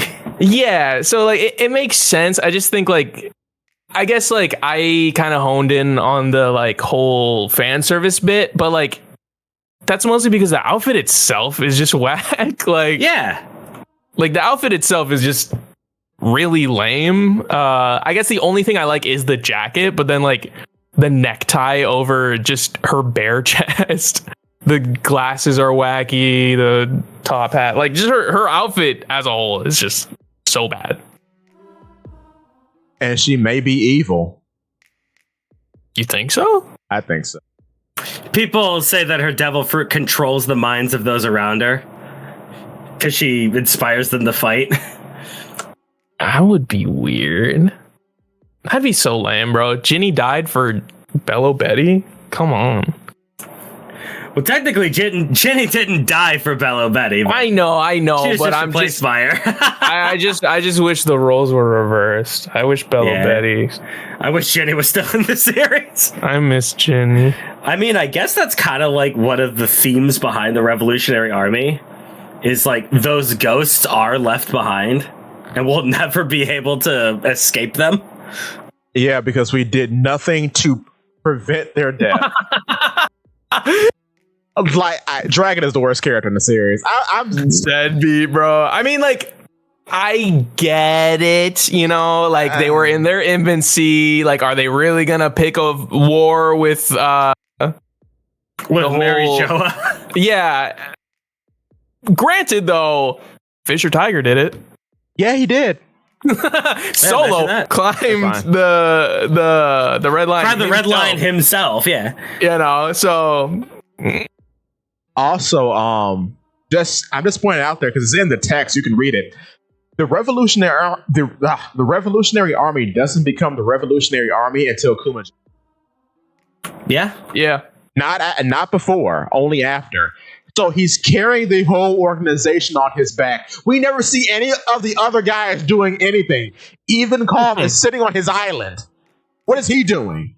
Nothing. The only other person who has ever done anything in the Revolutionary Army is Sabo. And because he did anything, he created a schism. Yeah, because now they're praising the Flame Emperor in the streets, and he's seen the final boss. Has Dragon seen the final boss? No. Dude, Sabo saw the final boss and threw hands. Threw hands. Do you think Dragon's doing that? No. Fraud, bro. He's too busy on the pink island sipping tea with his homie, staring wistfully to the east. Yeah. Oh my god. I mean, like, I'm sure is my weakness. We'll get to see him do something, but it is very much like, what are you doing, dog? Like bro, it's been since chapter like 100. Yes, exactly. That we've been waiting for Dragon to do something. Like, Akainu isn't doing anything now, but at least we got to see him do something. Like, yeah, we've at least seen him do anything. He's had his moment to shine. So, Akainu killed the son of the Pirate King. That's something. Not to mention all the Haran people. Yeah. That Buster Call, baby. Ooh, that Buster Call almost actually worked. Yeah. Third time's the charm, baby. Let's go. Also, I love that he's terrible at hiring people because Green Bull and Fujitora are the worst. Well, they were drafted. That's the whole point. Right, It's beautiful. It's amazing. How is Green Bull the worst? Because he loves him too much, so much that he will defy orders to please him. Because When did he defy orders? Because he went on to Wano on his own. Oh, gotcha. Yeah, they ordered him to hold back while they were still getting recon, and he decided to run in anyway. Where if he decided to run in when he was ordered to, the Marines could have theoretically created a blockade around Wano, and then the Pirate King, the future Pirate King, could have had a little bit more trouble escaping. But then I just think putting him in the same boat as Fujitora is a little, I mean, they both ignore orders, just for different reasons. They're dynamically opposed. One is a kiss up, and one is against the system, but he joined anyway. They're good. They're strong. How do I want to put this? They're strong guys. They're good fighters, but they're bad soldiers. Yeah. But once again, they were drafted. Yeah, exactly. They didn't have the training. They didn't get Kobe's training that makes you, loyal to the Marines. Mm-hmm. Loyal to orders. You follow orders to a fault. That's what you do in a military establishment. They didn't get that. They were just strong, so they're like, okay, you're in here. One thing I did notice too is that all the other admirals, like throughout the series, so like, except maybe Sengoku, because we haven't seen too much of him, but Aki Inu, Kizaru, and Aokiji all have a lot of precision with their devil fruits, despite them being stupidly powerful. Green Bull and Fujitora do not. Yeah, they can't even use their devil fruits when fighting in Marijoa because it's too cramped. They love to just nuke the earth whenever they get serious. It's very funny. But do you think that's just because their devil fruits are just like crazy strong? Because Akainu was fighting Kuma on Marijoa, but if Akainu was fighting Aokiji on Marijoa, I'm pretty sure the damage would be just as true rough as the other two. I think it's just those two are just mega powerhouses. Yeah, and they're capable of holding back is the thing. Fair. They were holding back on Marineford, because if they weren't holding back, then Marineford would look a whole lot like Punk Hazard. You do got a point, I retract my statements. So they are mega powerhouses, but they're also capable of, using their powers in a little bit of a lighter sense. Yeah. Also, they've had theirs for a hot minute. True. Who knows when those two out theirs. They could have got theirs when they were drafted, because it seems like the Marines have the world government has a strong hold on all the Logia. Or a lot. I don't think that they would have gotten it after they were drafted. Fair. Just because I feel like they would have gotten drafted because of their power. Yeah. Otherwise, you draft someone loyal, not strong. Yeah. Or you just give the next person in line, Yeah. You give that to one of you give that to Dahl or something like that, right? Yeah, true. Yes. Like a vice admiral who doesn't have a devil fruit yet. I hope Dahl has a devil fruit. Oh. I hope not. I hope she's just buff. That's fair. That's honestly for all these I'm really interested in the draft and stuff like that. Where do you find somebody like Fujitora or Ryukyu? So obviously we're not going to get that in the story. I hope for all these little side tangents we get just side stories made by other mangaka maybe. Oda's input, but then we get expansions on other stuff, or Garp's backstory, or just all these other stuff. I really hope we get almost like a One Piece extended universe. That'd be really sick. I feel like once the story's over, Oda's probably going to spend the rest of his life just throwing out SBSs about little details on his world. Well, that's what I think. He doesn't even need to make it himself. Just be here's what's gonna happen, and then somebody else takes the story and expand upon it. The Ace got a novel recently. Yeah. But I don't think Oda directly wrote it. He just which is like, here's what you can do, here's what you can't do, go nuts. I think I didn't read it. I don't like reading. But no, you're absolutely correct. That did happen. We do get insight about his crew and how it was a manga too. I think it was like a manga. Oh, really? Yeah, because it was by the guy who writes Dr. Stone, or draws Dr. Stone. So that was like a one shot. I think he got a full on novel about the crew. But I do know what you're talking about, because he got the novel, and in the novel we learned about the insight about the Yonko crews. Because I haven't found it to read it yet, but I've read snippets of it on the wiki. So we learned about that. We learned that he has hockey. We learned that he has a smoker, who was a woman in the Marines. She hasn't appeared in the manga yet. I don't know if she's dead or not. I'm not sure. We learned more about Mass Deuce, and I think that's it. So yeah, if we just got more of that, but like with like all kinds of different characters, like Jinbei, you know, like I think that'd be really sick. No, thank you on Jinbei. Really, brother. Here's my thing. Okay, you haven't heard this. I'll just tell you, I have a vendetta against Jinbei. If there was if I had to pick the one character in the entire story I don't like and I think is written poorly or written for a purpose other than being a main character, is Jinbei. I guess if you've already talked about it, I shouldn't really ask why. No, you can ask why. No, we love putting him in the hole. Let's go. Okay, why? It happens every show because you know how all the Straw Hats have these long, sweeping backstories about how they like the thing that they are, and how their position connects to their backstory, and how that connects to their dream, right? Yeah, I'm sure Usopp really matches that description. No, technically he does, because we find out that he always had he was always good at sniping, and then he wanted to be a strong warrior of the sea, which comes up. I'm just being a little facetious. A little bit go facetious. On. Yeah. Fair. With Jinbei, there's nothing like that. He's a helmsman. Why? That's fair. Wait, what? No, just that's fair. I'm not like a Jinbei diehard, honestly. Yeah. Like I couldn't care less if he joined. There's other characters that I'd rather join. Him being on the crew is just like, okay, you know, like I get it. I guess not to plug myself. I guess that's what I'm here for. Whatever. Yeah, I'm working on a video right now. I'm gonna try to get it out like next week, but we'll see.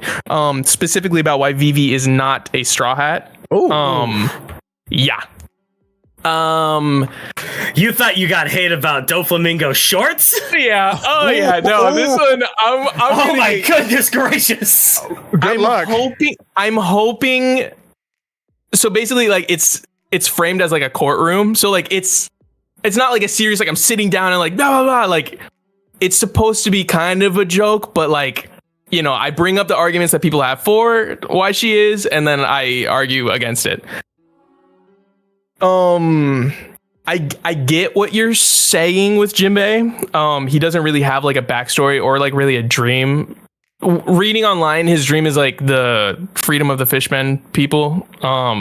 Which so like, yeah, like it's more of a vague one, sort of like Usopp's like warrior of the sea. I agree with the helmsman. Like, I don't think that they needed like a dedicated helmsman, because I mean they've gone this far like without Diggity one. dog, we sailed the knock upstream. That's what I'm saying. Like okay. So I get it. I do think that like what kind of gives him the star is just like the amount of time that he spent with the crew, specifically with Luffy, and like really speaking, like he was the one who like saved Luffy both like physically and mentally after Ace's death. I think like really without Jinbei there, like I feel like Luffy would have just like quit. He wouldn't have had that moment of like, I have my crew, because nobody else was there with him to like snap him out of it. And I don't think anybody else would have been able to do it. in that moment. Obviously, if he had his crew there, like, you know, they would have been like, dog, you good. Or Rayleigh could have helped him out if Rayleigh was there or anything like that. Yeah. Like even Rayleigh, I don't know. I just think like Jinbei was there. Jinbei knew Ace. Jinbei knew like. I think Jinbei needed to be there. Whether like that quantifies him being a Straw Hat, whether that like deserves him a role, you know, whatever. I think that is fair. I think that's like, okay, you can be like, I'm chill with him being like a crew member, even though he doesn't have like a proper dream, not that sad of a backstory, and the role is whatever. Like, I think just like what he's been through with them is enough. And a lot of people like to bring that moment up because that is a bona fide good Jinbei moment. It is. Like, that's one of the 2 good Jinbei moments in the entire series. That and giving Luffy his blood, right? 100%, yeah. But we've had 12 more years to hype up Jinbei. And what has he done since? I think that's just the issue of like how Oda like... We had to will he won't we Jinbei for 7 years, dude. Versus like every character was like, they're in the arc, they're gonna be the member, like, so like I do get that sentiment, and I think that definitely like makes him feel sort of like an outsider within the crew. And that's how I feel with like, I mean, even Vivi, if you want to consider Vivi like a crew member, like the crew has done so much without her that like her joining right now is like, bro, who are you?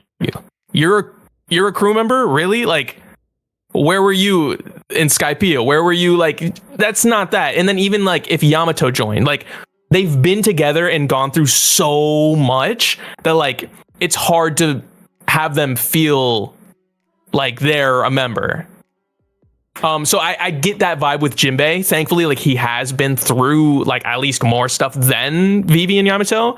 But I do definitely get that feeling where like you see a picture of like, oh, here's all the Straw Hats, and Jinbei's there, and it's like, yeah, he is. It's hard to get used to.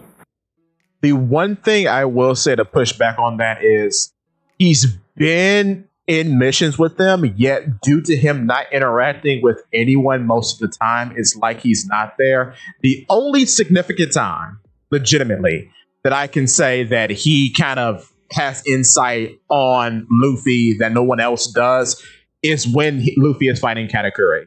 I'll give him that. Because Luffy had to put on a brave face for everyone else, but Jinbei knew the struggles that Luffy might have been going through because he knew Katakuri's reputation. But on top of that, I have to ask, why do you know everything? Like, it's weird. It's weird to have him be an exposition man because, first of all, he introduces the concept of special paramecias. That's like, okay. A whole new class of paramecia. I didn't know that. Thank you, Jinbei. Then he knows what Sulong is. And then I have to stop the car. Because I'm like, why do you know that? Well, he's the second oldest Straw Hat member? I think so. Because Brook, I mean, obviously. Right. But then he's like in his 40s or something. And then it's Frankie in his 30s. No. And go ahead. They're both in their 40s, I think. Frankie and Jinbei are. Really? No way, Frankie's 40. Frankie's like 44? My man is young at heart. No way. I think he's in... I'm checking it right now. I'm not that like I'm totally against you, but like I'm mind blown if that's the case. Nah, he's 36, bro. Oh, you got me. He's still young. You got me. Okay. So yeah, Jinbei is like the second oldest. He's been on the. I'm like riding for Jinbei. I honestly don't care about the character. But I'm just a debate lord. That's fine. He's been on like Big Mom's crew, you know, like he's been around. So it's not that surprising that he knows what a special paramecia is. He knows what he knows Katakuri. He's been on the crew. Right. I can believe that. I mean, so and like, you know, he was the one that told the crew about the whole like Aokiji versus Akainu war. Like he's in the know, like he's reading the newspaper, so he's got to know who like a 1 billion berry bounty man. That's hard to say. Like, he knows about Katakuri. He knows about that stuff. Like, that's not that surprising. Like, Katakuri is believable. I'm just surprised that he introduced us to the concept of special paramecias. I mean, someone had to. Like, someone had to. And then also, like, where else? We haven't encountered a special paramecia before then. That's just Fair. like, you know, like, that's just writing in general. Like, Yeah. Okay, I'm sure at some point, like, you know, if they're all reading a book about just the world and whatnot, like, that would have been brought up. But I think just like, that's more for us than anything. Yeah. Though the Sulong thing is weird. I'm sorry, I can't get. Yeah, the best you could say about Sulong is like Baby had a conversation with Pecoms, but Jinbei doesn't seem to be the kind of guy that has a conversation with many people. I guess if we were, once again, I think it's like, okay, we're being shown it. We need somebody to tell us about it. Pedro's dead. But no, Wanda actually tells us about it. Wanda alludes to it like it's a secret. That's why it's weirder that Jinbei like expounds upon it further, because Wanda says, "Oh, if it was during the full moon, we would have been ready for Jack." What does that mean? And That's then fair. And then when it happens with Jinbei, she's like, "Oh, the legends were true. I didn't know Sulong actually was real." I'm like, where did you hear the legends from? Well, wait, didn't in Wano, because everybody was going Sulong. I feel like somebody mentioned it. But that's after Whole Cake. Yeah, but like they already, what, the first time, like Big Mom's like, yeah, all of a sudden, like, this rabbit went crazy and she went Sulong form. Like, more importantly, all of a sudden, Pecoms went crazy in the middle of her town square. Yeah. Like, everyone was there, man. Like, Big Mom knowing makes sense because she has them in her employ. She has a Meek in her employ. She would know what Sulong is. Okay. So with that logic, Jinbei was employed by Big Mom. So therefore, Big Mom or Jinbei would know about Sulong, or at least have heard about it. People do talk in Big Mom's crew. Yeah. And wasn't it said that like Pecoms got booted like off of Zoe just because like he'd go? No, he directly said he couldn't control his Sulong form. So like it would have been, you know, heard like, oh, like we like when it's a full moon, like we gotta watch Pecoms because like he goes crazy. Like there's this crazy mink thing that he does, you know, and like I'm sure Jinbei has heard of it and he's like, oh, that's interesting, especially with the Charlotte family. And now he's dog. They have something that they have a Big Mom pirate and they can make fun of them in some way because he's got this funny form. That's awesome. So now, you know, he's hearing about that and now he finally sees it and he's like, yo, like that's what it is. That the legends are true. He's not like being like, oh yes, this right here is the Sulong form. You know what? You're making a convincing argument. I think literally anytime like he brings up something, even Brooke, I think one point was like, oh, I've heard that name before. It's like they're just old. Like they've gotta have heard of this stuff. Brooke is understandable because like Brooke has been around. Like Brooke, even though when Samurai are, that makes sense. Because go. Yeah, no, just that, yeah. Because Brooke exists in a time that we don't know much about. So anything Brooke brings up, I can give a pass to. Jinbei is like after the explanation, I can see that. So, okay. But initially, when reading it the first time, it just feels like you gotta go through a lot of hoops to get to that logic. There's a lot of conjecture that you have to come up with to get to the end of that logic. The issue with all of this is that it implies that Jinbei is a guy who gathers information. He talks to a lot of people. He's like a very outgoing, talkative guy, right? Well, it doesn't even. Yeah, it doesn't even require that. Yeah, it doesn't require him to talk to people, and like. I mean, like, he's a smart guy, you know, if it was like Frankie spin this, you know, if like he had Frankie's personality, then it'd be like, how do you know this stuff? But like Jinbei's, you know, like if we're thinking like serious characters, like of the Straw Hat crew, like him and Robin are tied for like, you know, solid normal people. Yeah. Which, you know what? Okay, Robin knowing exposition is cool. What kind of starts to break the mold for me is that when you are in a land of the future and you see someone who looks like you, an exact copy of you, you have nothing outstanding to say other than that looks weird. Jinbei had a clone of himself fashioned and created to become a tool of the world government who exists to put his people down and destroy his dream.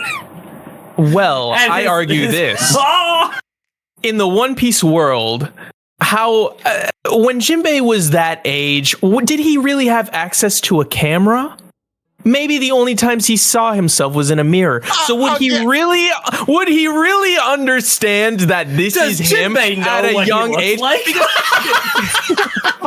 Well, brother, I'm sorry to break this to you, but the entire world is covered by a giant mirror. It's called the ocean. Yes, but have you heard of like the reverse mirror where it shows you what you actually look like and not like the reversed version of you, and then people see themselves what they actually look like for the first time. They're like, oh my god, this is what I look like. Jinbei's never seen himself what he actually looks like. He's only seen a reflection of himself. Therefore, he couldn't recognize with his little fish brain that was baby him. You see, Fishman Karate, it turns the ocean into a desire mirror from Harry Potter. You look into the ocean, you see what only you want to have most. He sees him skinny with a 6-pack.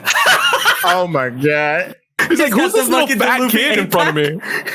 Also, I know this gets how can I put this?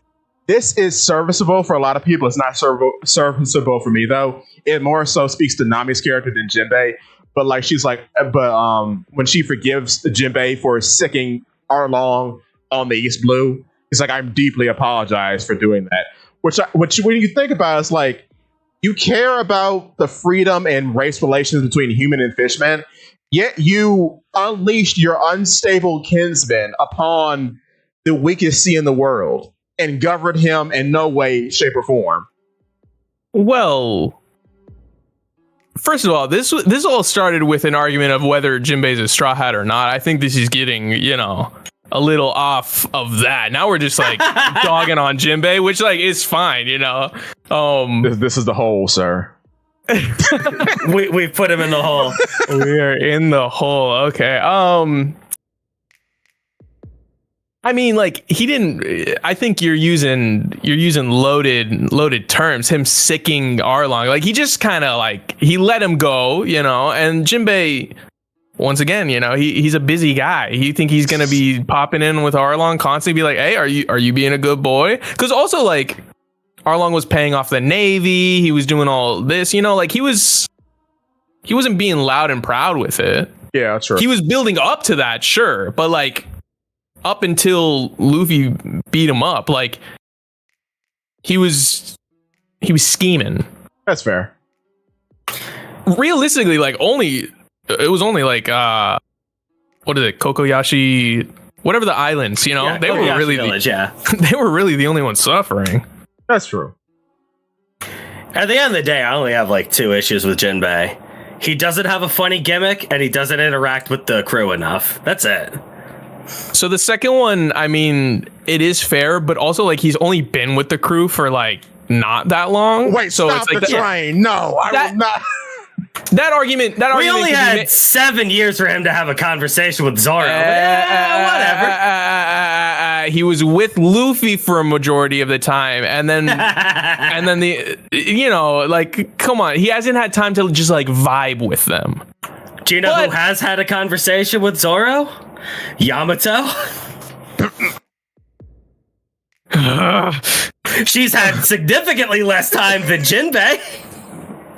I will say this, like, this comes up a lot. The under duress thing, I get it, but character development can happen in any situation. Brook's arc, Dollarbark, was entirely under duress. There was no chill time because people were getting in their shadows stolen left and right.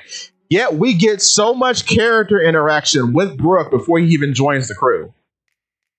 So going back to the first argument that Zakk made, that he doesn't have like a proper like bit, like I agree with that one, and I think that's where Brooke got to shine, is because Brooke is inherently so funny. Exactly, like Brooke is just like, I mean, he's like my second favorite Straw Hat, so like Brooke's just a great character, period. You know, Jinbei is very stoic, he's very, you know, like, oh, I'm gonna say Jinbei's in the sense like the same vein as like Robin, where like they're not really like characters, they're kind of just there, you know, like Robin, you can at least have one character, like one characteristic that you can apply to her, and that is that she puts on a stoic veneer, but she's childish. Yeah, which is awesome. But we only got that like recently, quote unquote recently, you know. So it's like back in like Punk Hazard, I think. Switch the characters of Jinbei and Robin. Like Jinbei joins the crew in Alabasta, you know, like we would have all this time to like grow and like learn who Jinbei actually is. He gets to like relax a little bit more, you know, like. Oh yeah, Jinbei is definitely a casualty of just how One Piece is written nowadays. 100%. I feel like don't have enough time to sit back and let the characters like interact and do their goofs and their gaffes and their gags. Yeah, that was my biggest problem with Yamato, is like it just felt like a fan fiction character was written in and be like, oh, and everybody loves me. The Straw Hats are so cool and they love me and we're doing all these fun bits together. It's epic. And it's like, and who are you? Like the most beloved character in the series. Yeah, you know, it's like come on, okay, Uda, like chill. So like, it's very much like when Jinbei joined, everybody's like, yes, Jinbei, like all the crew members. But like for me at least, it's like, oh, like. It's Jinbei. Like, okay, yeah, I mean, cool. I guess I'll have to get used to seeing him in every color spread, but like, I don't feel that connection that they feel. Which, I'm in the same boat, because I will say this, in most shots, now they were good about it in the new opening for like Egghead and stuff. They're good about at least putting him and Frankie in the back of most shots, but in most competitions for color spreads, he messes up the whole thing because he's too big. You either have to put Frankie all the way in the back. It's weird. He can't do it. It's so strange.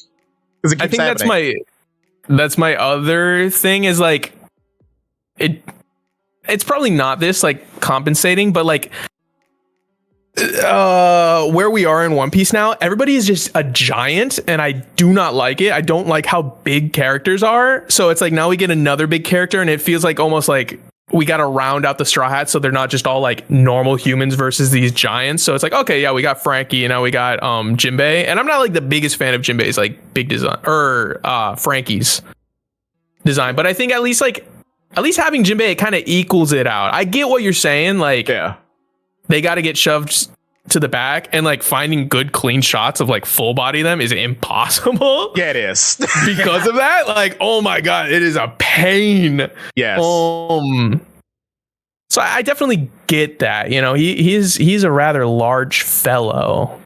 What is the argument? I don't even remember. Oh, just getting used to seeing him there. I think it's more so just like, not even like visually, but I guess like what it means to just like, I mean, we've been seeing the same 8 people. I think that number's right. 9. 9. Right? Is Jinbei number 10? No, Jinbei's number 9. Okay. So it's the same 8, yeah. We've been seeing the same 8 people like for since 20. Thriller Bark. Yeah. Like, so all of a sudden, like putting another person there is like, oh, geez, like it's just weird. It's just weird right now. It doesn't feel right. So it's like having like a new brother got added to the family, and you're like, oh, you exist. I forgot. But we will see if anything happens with him in the future. I feel bad for digging the hole further in front of company. I apologize to you, sir. Nah, it's fine. But I don't know if I should open another wild statement or not. Do it. I'll argue anything or argue with you. I don't know. All right, I think he's gonna die. I think if there was ever a straw, you know what's weird? People choose Usopp a lot of the time. Well, if for a character death, but I think if there was ever a Straw Hat to die, it would be Jinbei, just because there isn't that investment. But go on. No, I was just laughing. It's so funny. Your hatred goes so deep that you just want him to die now. I don't believe that any Straw Hat will die. That's fair. Oda, like, already, you know, too afraid to kill characters. Like, he's not going to kill a Straw Hat. No way. Nobody, it wouldn't bring anything to the story. That's fair. I think whatever reason Luffy gets to fight in the final war, because already, like, he has no real reason to do it. Like, yeah, he ultimately, like, does good for the islands he goes to, but, like, he's not doing it. He's not going there for the mission to save the island. Yeah. It's only until he meets the people and gets a reason to. I think whatever reason he gets to, like, you know, take down the world government is going to be enough to, like, have him take down the world government. I don't think he needs, like, another push or, like, anything to get him there, which is what a Straw Hat death would be.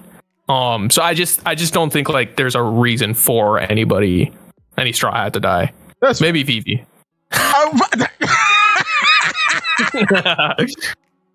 What I will say, Year 6. Yeah. Ooh, that is actually possible. It won't be a devil fruit thing though. I don't think it'll be a devil. Year 6. Oh, no way. I think I've reached my peak again. If there this is my peak. This is my super perfect cell. If there was a Gear 6, it would have to be a hockey base because that's the only, like, I guess, plane not explored. I mean, there can't be a Gear 6. No, there's no way. Like, cars only go to 4 gears, dog. Wait a minute. Gear 5th is imaginary. Fair. But what I will say is that there is a return to Fishman Island coming up, so we'll see what that is about, because Caribou does know the location of Pluton and was it Poseidon? Yeah, Poseidon. So I don't know. We'll have to see where this Caribou plotline goes now. Who would have thought all the way in Return to Sabaody that this guy would be sticking around? This funny little mud. My man Caribou. Named after a deer. All my boys love Caribou. Where's his brother, I wonder? Maybe his brother is inside him too. I thought his brother died. No, he's in the cover story. He actually he's in the cover story. Oh, he made it out. Okay. Yeah. But did he get captured by the Marines or? No, he's just on the island. Like when X Drake captures Caribou, he and the boys are just on the island in front of the grave of Gambaru, which may be a fake grave because the island's land is steel. You can't bury anyone in there. So I don't know about that. But yeah. So I really like. Go ahead. You go. Oh, I was gonna say that I like that. They actually showed that cover story in the anime, and then kind of recently with the new episode, they showed the cover story with Aokiji on Whole Cake Island. It sucks that they weren't doing that, before, but I'm glad that they are doing it now, which, I mean, essentially they have to because of, like, just what is happening in the cover stories. Yeah, because it becomes canon real quick. Yeah, It started with NL just chilling on the moon to now it's like things happening while the story's happening. Like, what's crazy is that I went back during the tail end of Alabasta. We get introduced to Kami, the weird mermaid that we see in the start of it. So it's Sabaody, yeah.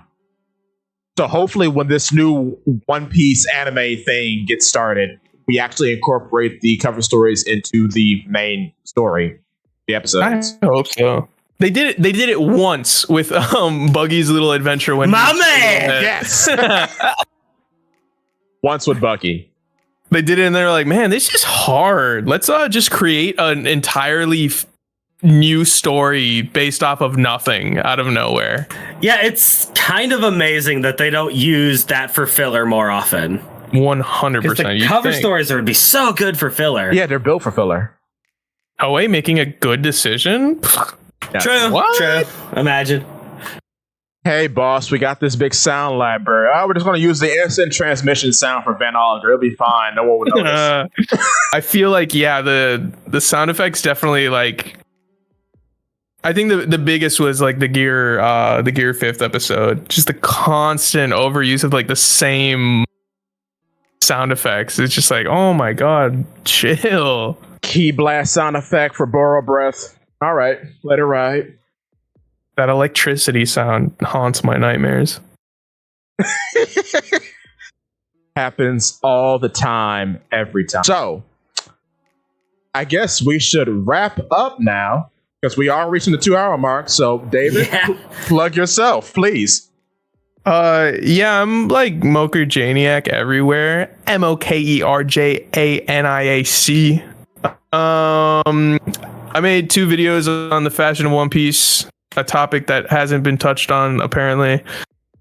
I got a video, like I said, cooking right now as to why Vivi is not a Straw Hat member. I'm so excited to get hate for that one.